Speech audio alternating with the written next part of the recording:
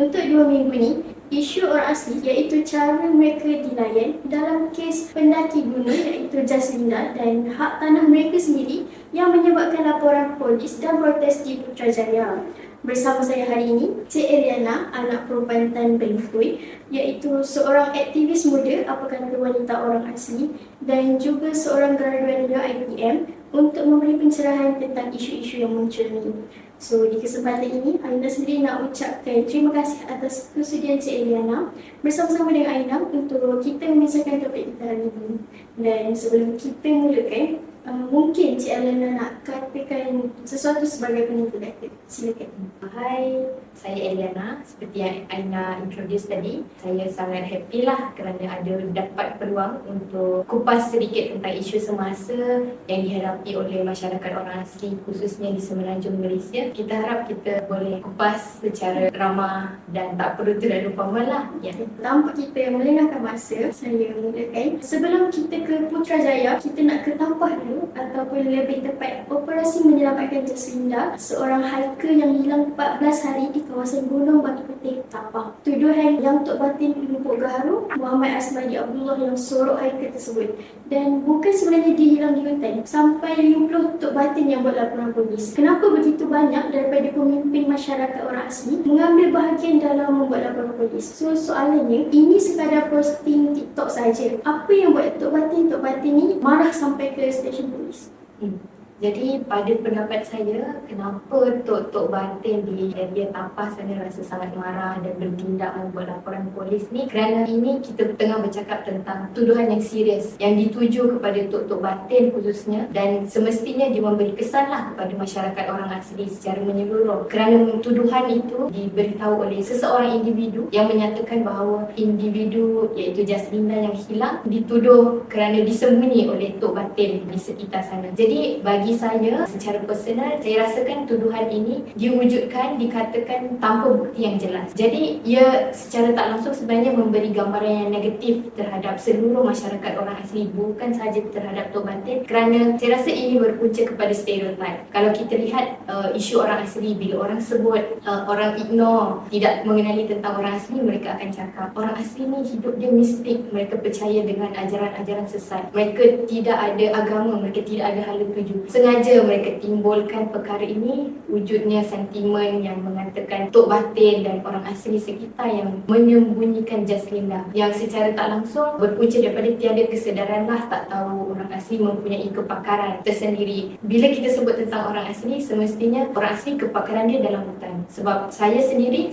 membesar sebagai orang asli, memang duduk di kampung, memang kita tahu ilmu-ilmu hutan ni daripada tok nenek moyang kita lah, dan pengetahuan tradisi tentang hutan, tentang alam ini diturunkan secara bergenerasi. Jadi saya sangat kecewa lah bila ada individu-individu yang saya boleh cakap ini adalah unsur fitnah dan bercakap menuduh lah atas Tok Batin dan khususnya kepada masyarakat orang asli secara menyeluruh. Sedangkan operasi mencari dan menyelamatkan Jaslinda ini dia berlangsung kerana melibatkan semua orang, melibatkan pihak berkuasa, melibatkan masyarakat orang asli sendiri sebagai sukarelawan. Orang asli bukan minta duit, bukan minta apa-apa pengiktirafan, tapi mereka hanya sama-sama membantu kerana kita care sebagai masyarakat Malaysia, sebagai rakyat Malaysia. Jadi bila ada tuduhan macam ni, ia secara langsung menafikan usaha dan pengorbanan sukarelawan lah, itu orang asli yang terlibat lah semasa operasi mencari dan menyelamatkan Jaslinda. Tapi saya percaya laporan polis yang dibuat oleh 50 Tok Batin adalah tindakan yang benar, kerana ia secara tak langsung demi mempertahankan maruah masyarakat orang asli secara menyeluruh dan bagi memastikan tidak berlaku lagi kejadian fitnah sesama sendiri dan menimbulkan unsur rasisme dan sebagainya terus berlaku.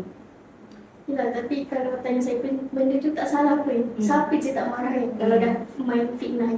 Maybe ramai yang tak tahu dalam usaha menyelamatkan orang yang sesat di hutan ni melibatkan orang asli, sebab kita semua tahu orang asli memang dia asal di situ, so mesti ada kepakaran dalam hutan tu. Dalam proses mencari Jacinda untuk 14 hari, ramai orang asli yang terlibat dalam operasi tersebut. So bila orang asli selalu membantu mencari orang yang sesat di hutan, apakah perasaan bila ada pihak ketiga tuduh orang asli yang bukan? Tok Batin Lata Kinjang Rani Bahudin berkata dekat stesen polis, dakwaan itu berasas dan amat mengguris perasaan masyarakat orang asli, seolah-olah dianggap kami ni masyarakat yang cuba mengambil kesempatan atas kesempitan orang lain, dan kami melihatnya sebagai satu penghinaan bukan sahaja terhadap Tok Batin tetapi juga kepada seluruh institusi kebatinan yang selama ini berperanan membantu masyarakat tanpa mengira kaum, terutama ketika berlaku kecemasan. Soalan seterusnya, boleh tolong kami faham apakah sentimen dalam kenyataan ini?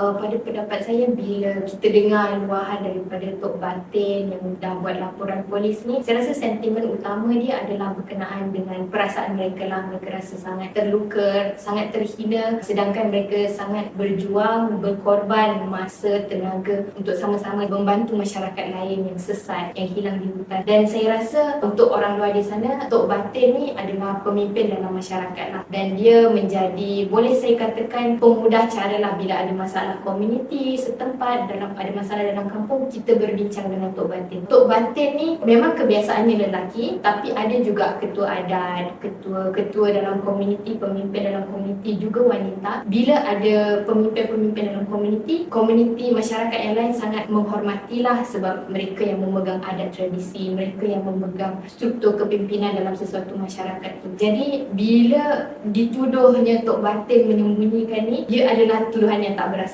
dan kesannya memang memberi kesanlah secara menyeluruh kepada masyarakat orang asli semenanjung Malaysia, sebab mereka hanya sebut orang asli. Jadi impact tu dirasai oleh seluruh masyarakat lah. Tapi tuduhan ini juga seolah-olah dibuat untuk memberi mesej yang orang asli ni tidak boleh dipercayai. Walhal macam yang Aina cakap, hutan ni memang tempat mainan orang asli dah, sebab kami membesar di sana, kami tahu selok belok, dan orang asli sendiri mereka ada wilayah mereka sendiri. Jadi sama kejadian di Tapah baru-baru ni, mereka tahu jalan masuk, jalan keluar, jalan yang untuk mencari orang-orang yang pernah lalu di situ, sebab mereka dah biasa, dah membesar dengan hutan tu. Jadi sentimen atau kenyataan yang dilontarkan oleh Tok Batin saya rasa wajar, sebab mereka rasa penatlah usaha mereka dipandang remeh oleh orang luar, dan timbullah fitnah macam ni untuk memecah belahkan masyarakat sebenarnya, untuk melihatnya orang asli dia tidak menyumbang apa-apa pada negara, pada masyarakat. Dan kenyataan ini sebenarnya dikeluarkan bagi pendapat saya di atas dasar, sebab macam yang saya cakap tadi, dia soal maruah, soal kepercayaan, soal hubungan antara masyarakat dalam Malaysia lah. So, bila dah jadi macam ni, senang cerita kalau saya boleh simplify lah kan, untuk memastikan tak ada miscommunication. Adakah Cik Liana sendiri berpendapat rakyat Malaysia ni secara puratanya menghormati orang asli? Untuk jawab tentang data, saya mungkin tak boleh bagi secara tepat lah.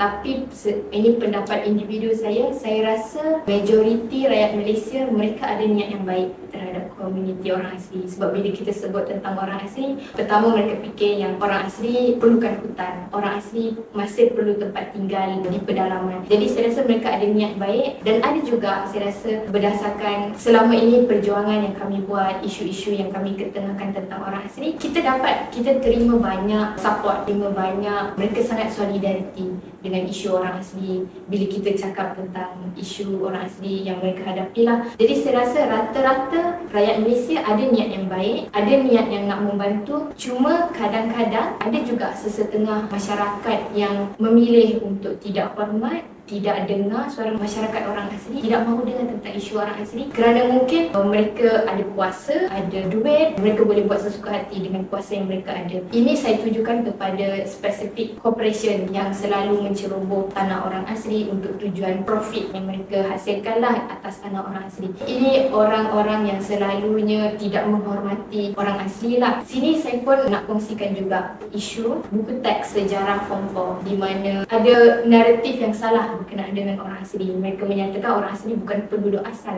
Malaysia. Jadi masa saya tengok buku teks tu pada tahun 2019, saya rasa sangat kecewa lah, sebab saya rasa sepanjang saya membesar dalam komuniti saya, nenek moyang saya, komuniti elders saya selalu cerita yang kami duduk di tanah ni, kampung saya sendiri secara bergenerasi. Bila saya tengok naratif yang dikeluarkan dalam buku teks sejarah nasional kebangsaan kita, dia reflect another way lah. Jadi saya rasa sangat kecewa, dan oleh itu saya rasa disebabkan sistem yang menyekat kesedaran lebih banyak orang awam lah tentang masyarakat orang asli, isu yang mereka hadapi, siapa mereka. Itu yang pertama. Yang kedua, bagi saya nak membantu boleh, nak solidariti boleh, tapi bila mereka menyebut tentang orang asli tidak ada hala tuju, tidak boleh buat keputusan, kita kena datang buat keputusan untuk orang asli, itu saya rasa tiada kesedaran jugalah. Kesedarannya kurang, sebab orang asli kita memang ada declaration yang memang Malaysia sudah tanda tangan untuk mereka hormati hak orang asli, dan dalam declaration tu, which is UNDRIP, United Nations Declaration on the Rights of Indigenous People, dia ada sebut yang orang asal di semenanjung Malaysia, kami ada hak self-determination, kami ada hak untuk menentukan diri. Jadi di sini jelaslah cakap tentang kami pun ada hak untuk menentukan keputusan. Kami ada hak untuk menentukan pembangunan mana yang kami nak sejajar dengan identiti orang asli. Tidak perlu orang lain buat keputusan. Jadi saya rasa secara overall disebabkan tiada kurangnya awareness secara progresif dalam rakyat Malaysia, itu yang menyebabkan masih ramai lagi yang tak hormat masyarakat orang asli. Jadi kita dah kupas tentang isu Jacinda, mungkin kita beranjak ke protes. So baru-baru ni yang tak tahu, pada 13 Jun 2026 dilaporkan ada lebih daripada 1,000 orang asli di luar Kementerian Pembangunan Luar Bandar dan wilayah di Putrajaya. Jadi soalan saya, apa sebenarnya, dan saya dapat tahu apa kata wanita orang asli pun ada join kan that time. So apa sebenarnya peranan dalam protes tersebut? Jadi apa kata wanita orang asli, kita organize community untuk sama-sama turun ke protes pada 12 Jun baru ni.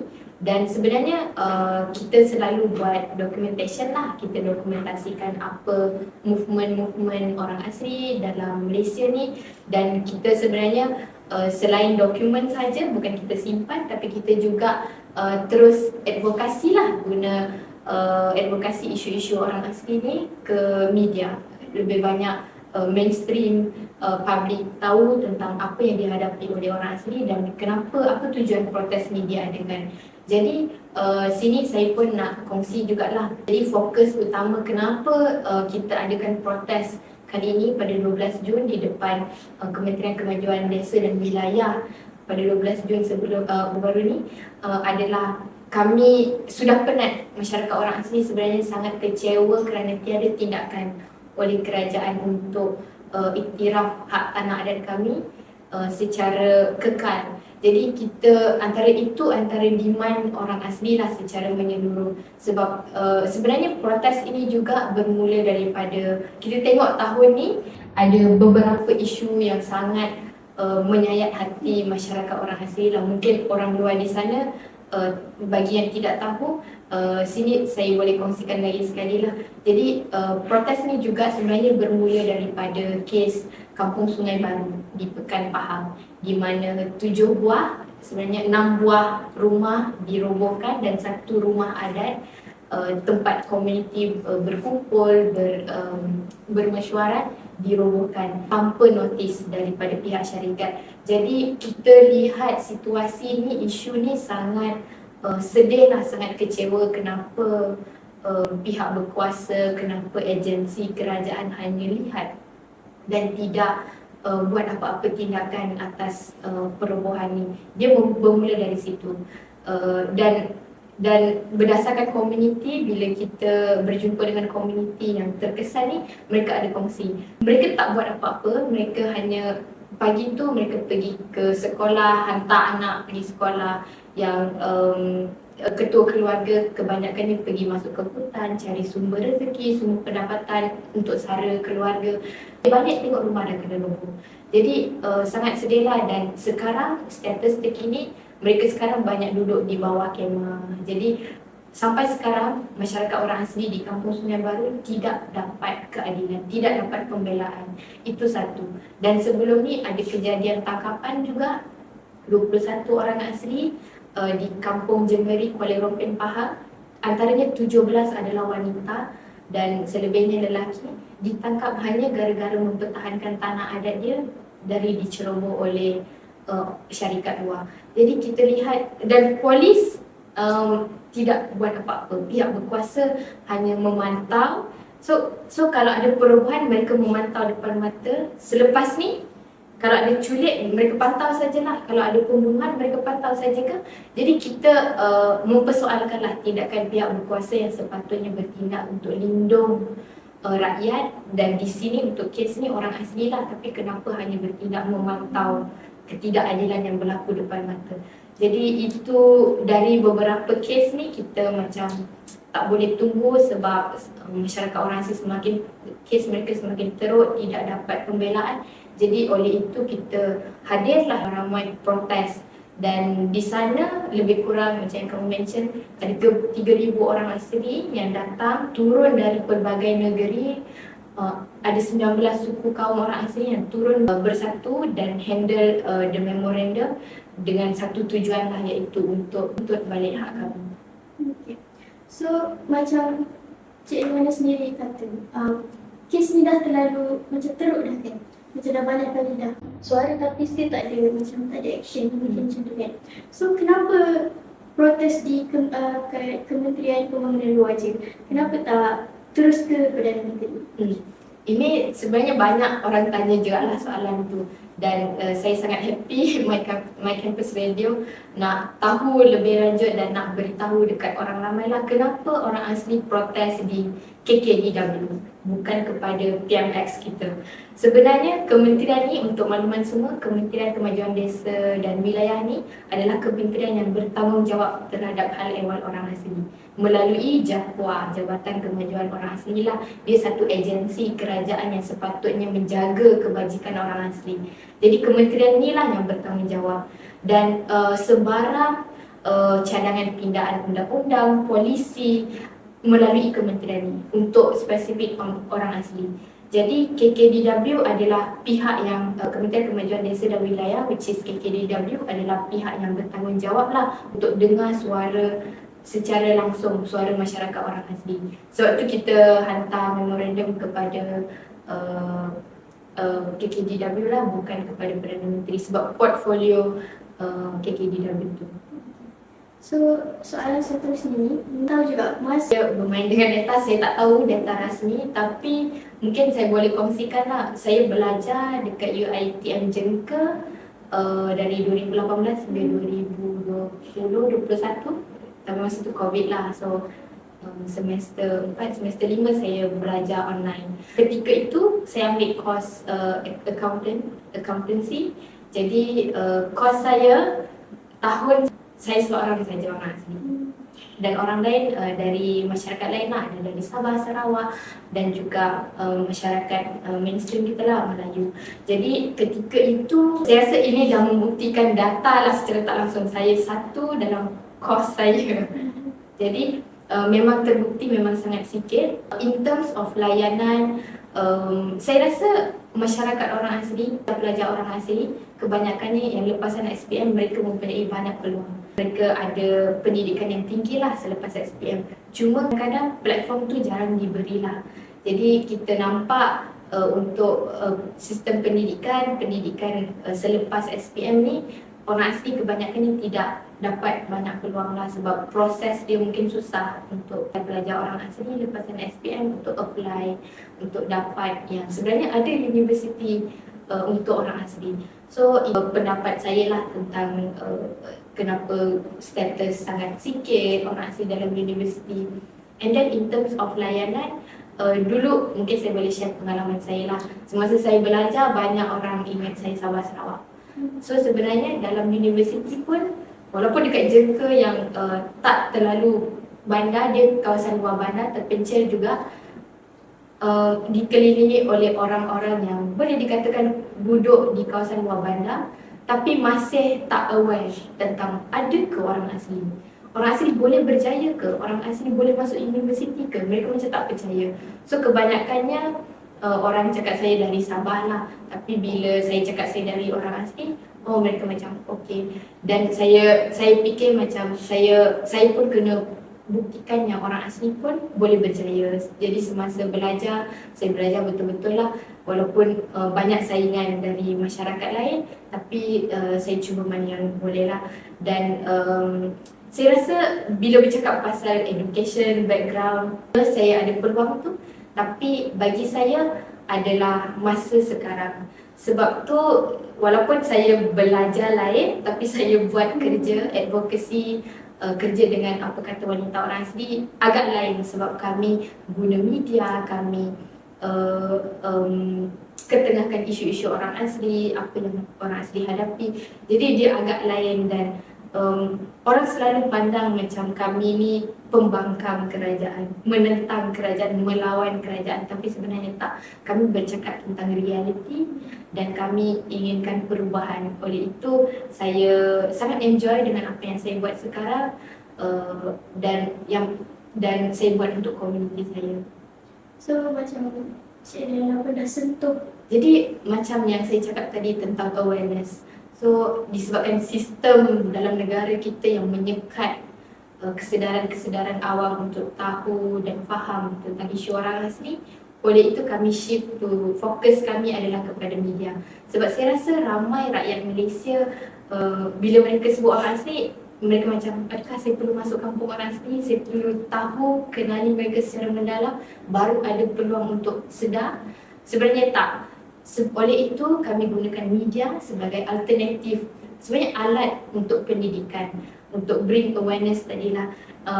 Dan setakat ni sambutan apa yang kami buat, saya boleh katakan apa kata wanita orang asli adalah satu-satunya kumpulan wanita muda yang guna media dalam masyarakat orang asli.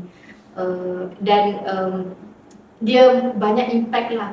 So kat sini mungkin saya boleh kongsilah antara impact yang kami rasa, advocacy yang kami buat selama ni, kerja-kerja yang kami buat sebelum ni sebenarnya sangat memberi impact. Kami selalu kerjasama dengan satu Chinese Independent School di Melaka, Pei Fong Middle School. So awalnya kami datang tahun pertama 2021 atau 2022 lah, masa COVID, kami datang buat screening je dengan pelajar, tahu tentang isu orang asli, siapa orang asli, sebab mereka tak belajar kan tentang orang asli. Jadi kita bawa pendidikan tu ke sekolah. Jadi ketika itu mereka macam terkejut lah, oh ada orang asli pun rakyat Malaysia. Dia orang macam baru faham lah. Lepas tu tahun kedua mereka initiate sendiri exhibition, pameran. Mereka panggil orang luar di seluruh Melaka datang tengok dan experience. Mereka cerita tentang isu orang asli, which is impact bagi saya sebab mereka, bukan kami lagi yang buat perubahan, bukan kami lagi beri pendidikan, tapi mereka pula yang edarkan perubahan atau pendidikan tu dekat orang luar. Dan tahun ketiga yang saya rasa sangat sentuh sebab mereka sentiasa mencari cara untuk bawa kesedaran dan pendidikan tentang orang asli kepada masyarakat mereka lah, masyarakat Cina. Mereka buat satu aktiviti dekat kafe, sangat fun, guna mahjong paper, kartun. Mereka panggil kanak-kanak Cina, tahu mereka belajar macam mana orang asli hadapi isu, guna kartun dekat mahjong paper, apa yang mereka hadapi cakap dalam bahasa Cina. Jadi saya rasa bila saya tengok apa yang mereka buat ni, kita dapat lihat banyak impact even kepada masyarakat lain untuk mereka usaha kenal siapa orang asli dan fahami isu orang asli. So apa sebenarnya motif apa kata wanita orang asli ditubuhkan? Dan ni persoalan daripada saya sendiri, kenapa wanita saja? Kenapa tak ada lelaki yang macam tu? Banyak dah orang tanya soalan ni. Jadi visi kami sebenarnya dari awal lagi kami nak empower, nak perkasakan lebih banyak wanita muda orang asli, ketengahkan bercakap tentang isu yang mereka hadapi, isu representasi media, isu hak bersuara, lebih banyak bersuara lah tentang isu-isu. Tak kisahlah isu tanah, kami fokus isu tanah, tapi ada juga tentang isu lain. dengan guna media. Itu visi kami lah. Sebab kalau kita tengok dalam komuniti orang asli, wanita sebenarnya jarang diberi peluang dan boleh dikatakan jaranglah ada platform untuk mereka bersuara, untuk mereka terlibat dalam proses membuat sesuatu keputusan, even dalam peringkat kampung saja. Sebab kalau kita tengok sebenarnya kepimpinan orang asli, kepimpinan komuniti kami sebenarnya bukan patriarki, bukan lelaki. Dari dulu, sejak dulu turun-temurun ada wanita yang memimpin. Tapi sekarang disebabkan faktor influence, pengaruh daripada kepimpinan moden sekarang, kebanyakannya lelaki yang memimpin. Kalau kita tengok Tok Batin, saya rasa 50 Tok Batin yang buat laporan tu semua lelaki. Jadi kami cuba nak buktikan yang disebabkan wanita jarang diberi peluang, kita wujudkan peluang ini. Dan semestinya kita bukan yang menolak mana-mana gerakan untuk join gerakan kita daripada lelaki, kita tak menolak. Cuma kami pun masih kerjasama. Contoh kalau bila kami nak buat program komuniti dalam kampung, bawa filem, kita buat tayangan dan kita bercakap tentang isu dalam sesuatu kampung, kami masih bekerjasama dengan Tok Batin, dengan community leader, pemimpin komuniti di sana yang kebanyakannya lelaki. Jadi kita tak ada apa-apa isu pun antara lelaki dan wanita. Cuma platform ni diwujudkan untuk ketengahkan wanita lah, sebab macam yang saya cakap, mereka jarang diberi peluang dan platform. So macam okay, kita stop dulu yang tu. Saya nak soalan last ni, mungkin soalan last. Baru-baru ni saya ada baca kat thread, ada satu akaun ni dia lontarkan, dia kata so kita sekarang tengah viral tentang isu Rohingya betul. So dia cakap baik kita tolong orang asli daripada tolong orang Rohingya. So apa perasaan Cik Eliana dengar, mungkin Cik Eliana sendiri baca benda tu, menunjukkan macam still ada masyarakat yang concern orang asli, even Rohingya tengah out. Macam tak ada benda ni sebelum kes protes. So orang asli ni macam orang tak borak sangat. So apa perasaan Cik Eliana, macam ada lagi orang ingat tentang orang asli? Pada saya, isu bila kenyataan itu dikeluar, baik bantu orang asli daripada bantu Rohingya atau refugee lah secara general dia. Saya rasa ini adalah separate isu yang sangat berlainan. Sebab pada saya, kita bukan isu ni, kita bukan tak sepatutnya dijadikan pertandingan macam saya kena tolong siapa dulu, kena tolong siapa. Dia bukan tentang pertandingan siapa yang lebih layak untuk dibantu, tapi kita tengah bercakap tentang hak asasi manusia. Jadi bila sekiranya masyarakat, sekiranya kerajaan Malaysia mengakui yang hak asasi manusia itu ada, nilai kemanusiaan itu ada dan telah diberikan kepada pelarian, which is kita di Malaysia kita provide tempat tinggal, tempat yang selamat. Ada yang refugee yang pergi dapatkan akses pendidikan, akses kesihatan. Jadi bila kita bercakap pasal ni, itu orang luar, pelarian dari luar, tapi bagaimana pula tentang orang asli dalam negara kami sendiri. Jadi kalau betul masyarakat dan Malaysia komit untuk hormat hak asasi manusia, human rights, kemanusiaan, sepatutnya komitmen itu juga diberikan kepada orang asli melalui protes, melalui advokasi, perjuangan dari sejak dulu hingga sekarang. Bukan untuk bukan demand benda yang bukan. Kita hanya minta hak kita balik. Kita nak kerajaan Malaysia recognize our land rights, kita punya tanah adat, stop robohkan macam Kampung Sungai Baru, mereka dah rampas rumah komuniti di sana. Stop anak di Kampung Sungai Baru juga ada yang nak pergi sekolah, tak ada tempat perlindungan. Jadi jangan ambil hak tu. Jadi senang saja kerajaan Malaysia, masyarakat sepatutnya menyokonglah tindakan masyarakat orang asli untuk demand untuk recognize tanah adat kita dan stop ada pengambilan rampasan tanah, pencerobohan tanah-tanah orang asli, dan laksanakan komitmen Malaysia lah. Sebab Malaysia macam yang saya cakap sebelum ni, kerajaan kita sudah komit dan sudah tanda tangan untuk follow deklarasi hak asasi orang asal sejak 2007. Jadi kami tak minta banyak pun, laksanakan komitmen tu, gazet tanah kami secara kekal, warta tanah adat orang asli secara kekal. Jadi kalau Malaysia boleh beri tempat kepada Rohingya, kepada refugee untuk selamatkan mereka, bagaimana dengan masyarakat pertama dalam negara Malaysia. Jadi kami pun untuk pengiktirafan ni lah. Kita pun sebenarnya dah sampai ke penghujung show hari ini bersama Cik Eliana, ahli apa kata wanita orang asli, dan terima kasih diucapkan kepada Cik Eliana atas kesudian. Terima kasih diucapkan buat Cik Eliana atas kesudian untuk bersama Aina hari ini. So, itu sahaja untuk hari ini daripada Ana dan tim MTA sendiri. Jumpa lagi di lain hari dan lain waktu, lain topik untuk dikongsi dan dibahaskan bersama-sama demi anak muda kita. So, hanya di My Campus Radio, jom berbang bersama.